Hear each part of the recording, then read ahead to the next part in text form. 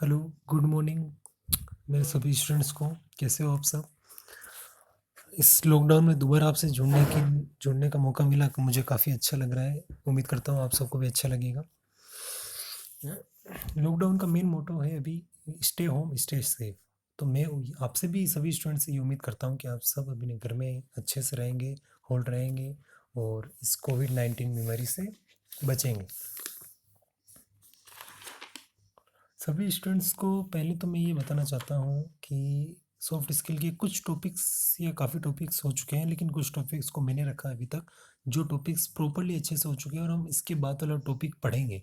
तो आज की क्लास में सिर्फ हम ये देखेंगे कि अभी तक आपको ये टॉपिक में कोई प्रॉब्लम है तो कमेंट में बताइए, या मुझे पर्सनली कैसे मैसेज करके बता सकते हैं कि सर कौन सा टॉपिक आपको पढ़ाना है। कंप्यूटर में पढ़ाएंगे अभी 2-3 दिन बाद, अभी एक बार सॉफ्ट स्किल का देखेंगे। सबसे पहले तो मैं आपका ये ध्यान बताना चाहता हूँ कि आपको सबसे पहले घर पे रहना है, घर पे खाओ पियो मजे करो, लेकिन पढ़ाई नहीं छोड़नी है। Stay home stay safe all of students. हम देखते हैं कि हमने सबसे पहले फर्स्ट टॉपिक पढ़ा था सॉफ्ट स्किल। सॉफ्ट स्किल आपके टॉपिक है। सॉफ्ट स्किल में है क्या? सॉफ्ट स्किल की आपके सॉफ्ट स्किल इसलिए इंक्लूड की रखी है कोर्स में क्योंकि ये जो क्लासरूम का एरिया है उसको आपको डायरेक्टली प्रेशर पुश करना है। कहाँ पे? करियर के लिए आपको करियर में भेजना है, आपको जॉब दिलवानी है, तो इसलिए सॉफ्ट स्किल इसलिए डाली गई है आपके कोर्स में। तो फर्स्ट हमने बताया था आपको क्लास में और हमने इस बारे में पढ़ा भी था कि सॉफ्ट स्किल होती क्या है। सॉफ्ट स्किल को आप हिंदी में समझना चाहते हैं तो इसे व्यवहारिक कौशल कहा जाता है।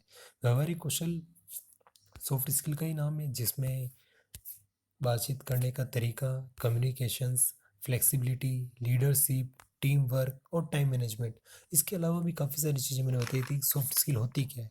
तो सॉफ्ट स्किल मेन रूप से हिंदी में समझ सकते हैं आप व्यवहारिक कौशल। आपका व्यवहार, आपका नेचर, आपका बिहेवियर ही आपकी सॉफ्ट स्किल को प्रदर्शित करता है। और इसके साथ में था आपके हार्ड स्किल। सॉफ्ट स्किल और हार्ड स्किल क्या होती है और क्यों जरूरी है? तो सीधी सी बात है कि हार्ड स्किल्स दो प्रकार की होती है, हार्ड स्किल और सॉफ्ट स्किल। हार्ड स्किल्स को हिंदी में आपने ज्ञान कौशल बताया है। ज्ञान कौशल होता है जिससे किसी भी व्यक्ति के पास में कोई डिग्री है, उसको अन्य भाषाओं का नॉलेज है, फॉरेन लैंग्वेजेस, टाइपिंग स्पीड है, कोई कंप्यूटर पे तेज काम करता है, कोई मशीन ऑपरेशंस का अच्छा करता है, किसी को जैसे मोटर व्हीकल है, ऑटोमोबाइल से उनको ठीक करना अच्छा आता है, कोई भी काम जो उसका पेशा हो सकता है, पैशन हो सकता है, कुछ भी। और कंप्यूटर की प्रोग्रामिंग, ये आपकी चीज़ आती है, ये हार्ड स्किल्स आती है। जैसे आपको बताया था कि एकेडमिक डिटेल्स है, ऑर्गेनाइजेशन स्किल्स है, इंटरेक्शन स्किल्स, कुछ चीज़ें तो आ जाती है सॉफ्ट स्किल में, लेकिन interaction skills, organisation, communication skill, ये है सॉफ्ट स्किल की। एकेडमिक स्किल्स है, एक्सपीरियंस है, लेवल ऑफ एक्सपर्टीज है, आप कितने अनुभव रखते हो, आप में एक्सपर्टनेस कितनी है, आपका लेवल स्थिरता का उच्चता का स्तर कितना है, ये चीज़ें आती है आपकी हार्ड स्किल्स में। आई होप आपको पता होगा हार्ड स्किल क्यों इंपॉर्टेंट है, सॉफ्ट स्किल क्यों इंपॉर्टेंट है as a doctor, as a nurse के लिए अच्छे से आप समझ सकते हो।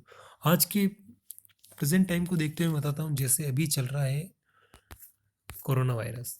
कोरोना वायरस में आपको पता है कि डॉक्टर्स नर्स काफ़ी रेस्पेक्टफुल काम कर रहे हैं, वो डेडिकेशन उनका पूरा लगा रहे हैं। क्यों लगा रहे हैं?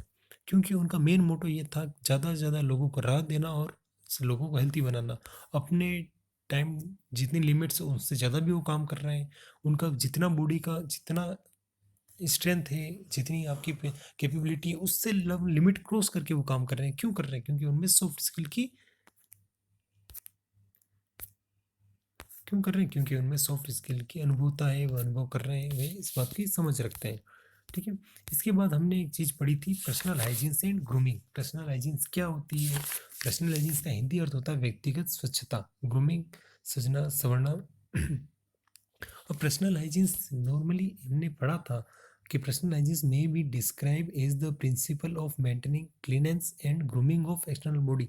बाहरी शरीर को संवारने और स्वच्छता के नियमों का पालन करना आपके पर्सनल हाइजीन्स कहलाती है। पर्सनल हाइजीन्स क्यों इंपॉर्टेंस है? क्योंकि जम्स को दूर रखती है, लड़ाई करती है किससे? जम्स से, बैक्टीरिया से, हमारे स्किन इफेक्ट को, काफ़ी सारी चीज़ों को दूर रखने के लिए। ठीक है। हैंड वॉशिंग इसका फर्स्ट टॉपिक मैंने बताया था आपको। हैंड वॉशिंग क्या होती है, क्यों इंपॉर्टेंट है, और आज के टाइम में तो आपको पता है कि आपको सोप का यूज़ करना है, ज़्यादातर सैनिटाइज़र का यूज़ करना है जिसमें अल्कोहल की मात्रा 60% से वो या इक्वल हो, वो आपकी हैंड वॉशिंग के लिए अधिक बेनिफिट वाला रहेगा। हेयर के लिए बताया था कि आपके हेयर ग्लैंड फ्री रहने चाहिए, ऑयल फुल होने चाहिए, शाइनी होने चाहिए, जो भी आपको बताया था। यदि आपको नहीं समझ में आया तो आप दोबारा पूछ सकते हो।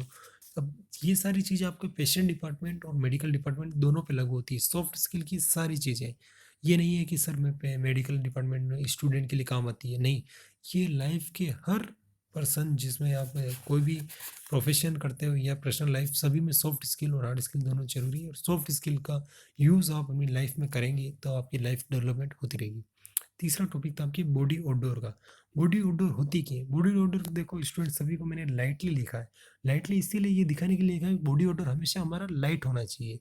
बॉडी ओडोर जिससे स्वेट फ्री होती है, रेस्पिरेशन होता है, जिससे भी होता है हमारी जो बैक्टीरिया होता है उससे जम्स होता है और उसमें स्मेलिंग होती है, उसको दूर रखना बॉडी ओडोर का मेन मकसद है। बॉडी ओडोर का हिंदी अर्थ होता है शरीर की दुर्गंध या गंध, जो भी है।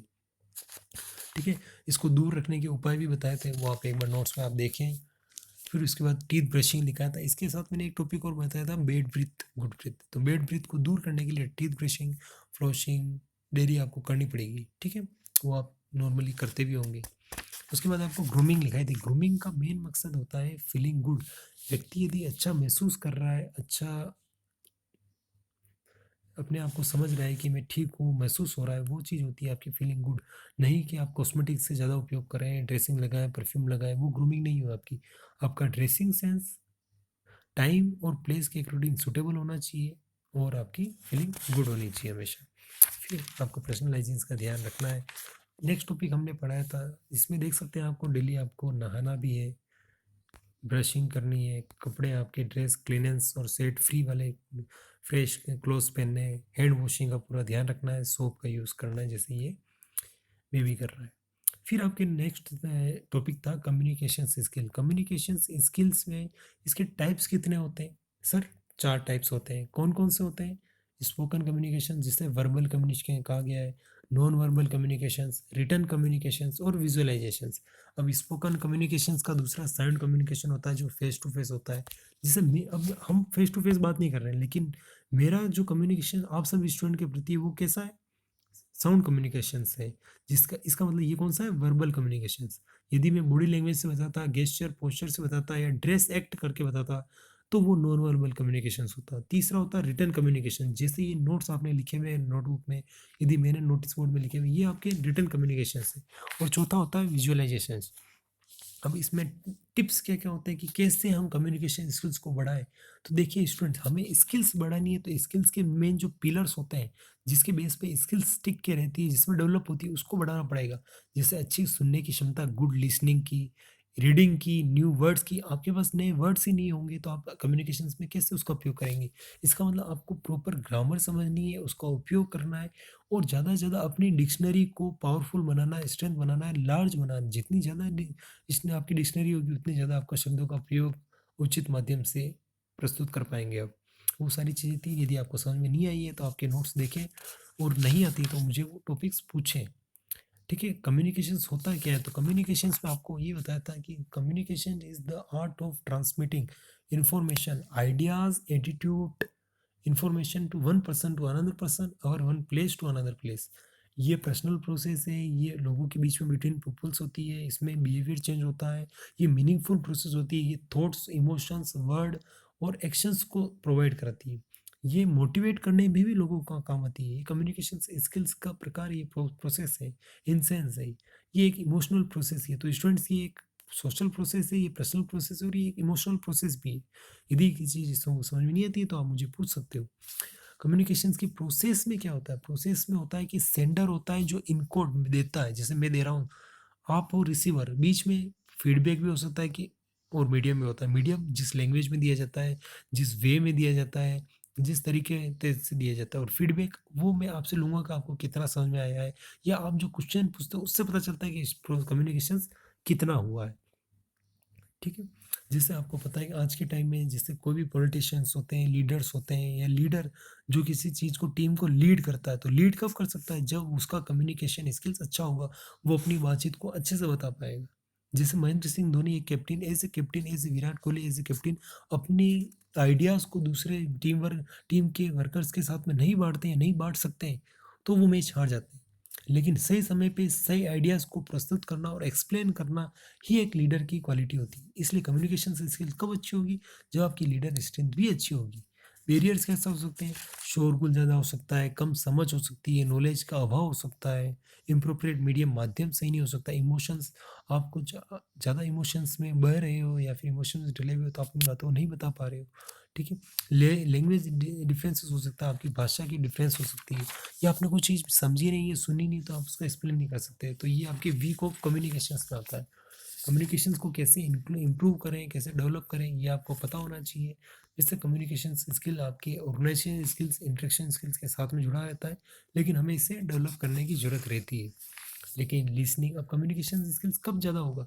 जब आप लोगों की बातों को सुनोगे, समझोगे, ज्ञान से बढ़ाओगे अपने नॉलेज को, फ्रेंडनेस अपने कम्युनिकेशंस कब अच्छा होगा? जब आप लोगों से बोलने की क्वालिटी रखते हो, लोगों से मित्रता की भावना रखते हो, कभी भी दुश्मनी के माध्यम से आप जब आपको पता है कभी किसी से नाराज़ होते हो, दुश्मन होते हो तो आप बोलते नहीं, बातचीत नहीं करते हो। लेकिन सभी समस्या का हल है फ्रेंडनेस, है ना? फ्रेंडली होना चाहिए हमें, सभी से अच्छे से बिहेव करना चाहिए। अपॉर्चुनिटीज़ मिलती है आपको, ओपन माइंडेड होना चाहिए। ओपन माइंडेड का मतलब है लोग चीज़ों को स्वीकार करना, जूनियर जो बोल रहे हैं, सीनियर जो बोल रहे हैं, उनको अच्छे से एक्सेप्ट करो, उन पे एनालिसिस करो और जितना जो सही होता है उसके अकॉर्डिंग आप बिहेव करो। ये होता है आपके ओपन माइंडेड। माइंड को नॉलेज के लिए हमेशा खुला रखो। फीडबैक यदि आपको कुछ चीज़ समझने में नहीं आती तो आप टीचर से पूछते हो। उसी तरह यदि आप कोई कम्युनिकेशन या कोई चीज़ बताते हो तो दूसरे से ज़रूर पूछें कि आपको क्या समझ में नहीं आया और क्या समझ में नहीं आया आया है, क्या नहीं आया है। ये इतना इम्पोर्टेंट है क्योंकि ये आपकी क्वालिटी को बढ़ाता है। फीडबैक सेंडर जो होता है उसकी क्वालिटी को बढ़ाता है, रिसीवर की क्वालिटी बाद में बढ़ती है। कॉन्फिडेंस, कम्युनिकेशंस कब अच्छा होगा? जब आपका कॉन्फिडेंस अच्छा होगा, और कॉन्फिडेंस कब अच्छा होगा? जब आप कम्युनिकेशंस करते जाएँगे। ये एक दूसरे से इंटरचेंजेस हैं, इंटरकनेक्टेड है, ठीक है? आप अपना कम्युनिकेशंस बढ़ाते जाएँ, आप में कॉन्फिडेंस डेवलप होता जाएगा और ये लाइफ के लिए बहुत ज़्यादा इंपॉर्टेंट है। अब नॉन वर्बल कम्युनिकेशंस बहुत ज़्यादा इंपॉर्टेंट है। आपको पता है काफ़ी सारे इमोजीज़ होते हैं, सिम्बल्स होते हैं जिससे नॉन वर्बल कम्युनिकेशंस किया जाता है। गेस्चर, पोस्चर दोनों माध्यम से ये नॉन वर्बल कम्युनिकेशंस होता है। उसके बाद नेक्स्ट टॉपिक जो हम पढ़ेंगे अब next, public speaking. Public speaking क्या होती है, क्यों इम्पोर्टेंट है, कैसे बढ़ाई जा सकती है, कैसे इसको इम्प्रूव किया जा सकता है, ये सॉफ्ट स्किल में क्यों इम्पोर्टेंट है, ये हमारा नेक्स्ट टॉपिक है जो हम आगे पढ़ेंगे। इसीलिए स्टूडेंट्स आप सबको मैं एक बार रिक्वेस्टली कहता हूँ कि अपनी हेल्थ का ध्यान रखें। जैसे आपकी स्क्रीन पे दिखाया जा रहा है थैंक यू, जो ब्रेव होते हैं वो फ्रंट लाइन में होते हैं, उनमें लीडरशिप की क्वालिटी थी, कम्युनिकेशंस की क्वालिटी थी। वो अपनी स्ट्रेंथ जानते हैं, अपनी वीकनेस जानते हैं, वो लोगों से फीडबैक लेते हैं और हमेशा अपनी लाइफ को डेवलप करते रहते हैं, ठीक है? तो ये आपके आइकन के माध्यम से बता रहा हूँ कि आप हेल्दी रहें, हैप्पी रहें और ब्रेव बने, फ्रंट में आइए और कॉन्फिडेंस को बढ़ाइए।